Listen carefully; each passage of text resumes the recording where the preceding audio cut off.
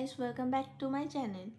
আজকে আমি তোমাদের দেখাবো কি করে ফেসিয়াল হেয়ার রিমুভ করবে। চার্মেসের ফেসিয়াল রেজার নিয়ে নিয়েছি। এতে 3টে রেজার থাকে। তোমরা এটা 2-3বার ব্যবহার করতে পারো একটা রেজার। তো এরকম পিঙ্ক কালারের দেখতে হয়। হেয়ার ব্যান্ডটা এবার আমি পরে নিয়েছি, কারণ স্কিন কেয়ার করার সময় চোখে মুখে চুলগুলো না আসাই ভালো।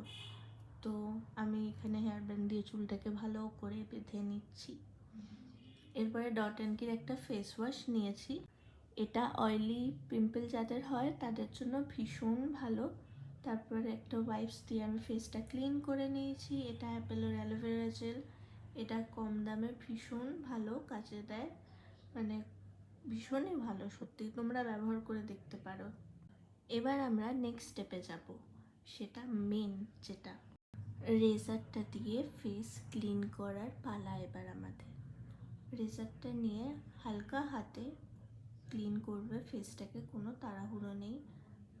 আর এই রেজার ব্যবহার করলে কোনো রকম ছেলেদের মতো দাড়ি গোপ কিচ্ছু গজায় না। দেখতে পাচ্ছ আমি বিগত 1 বছর ধরে ব্যবহার করছিলাম।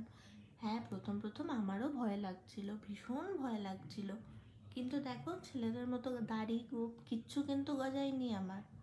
তো তোমরাও এটা ব্যবহার করতে পারো, কোনো ভয় নেই, নিশ্চিন্তে ব্যবহার করো, কোনো পেন ছাড়া বাড়িতে বসে সহজেই করে নিতে পারবে। দেখো এইভাবে তুমি ফুল ফেসের হেয়ারগুলো রিমুভ করে নিতে পারবে। এবার ফেসটা ক্লিন হয়ে গেছে পুরো। এবার আরেকবার ফেস ওয়াশ দিয়ে নিতে হবে, সেটা আমি ভিডিওতে নিতে ভুলে গেছি। এবার আমি একটা টোনার ব্যবহার করছি, এটা প্লামের রোজ ওয়াটার, ভীষণ ভালো এটা। এরম পাখা ছোটোবেলায় কার কার ছিল আমায় নিশ্চয়ই কমেন্ট করে জানাও। এটা আমার ছোটোবেলার পাখা, আগের দিন ঘর গোছাতে গিয়ে খুঁজে পেয়েছি। তো এবার অ্যাপেলোর অ্যালোভেরা জেল লাগিয়ে নিলাম। দেখো ফেসটা কতটা পরিষ্কার লাগছে। এবার সানস্ক্রিন, ব্যাস আমি রেডি।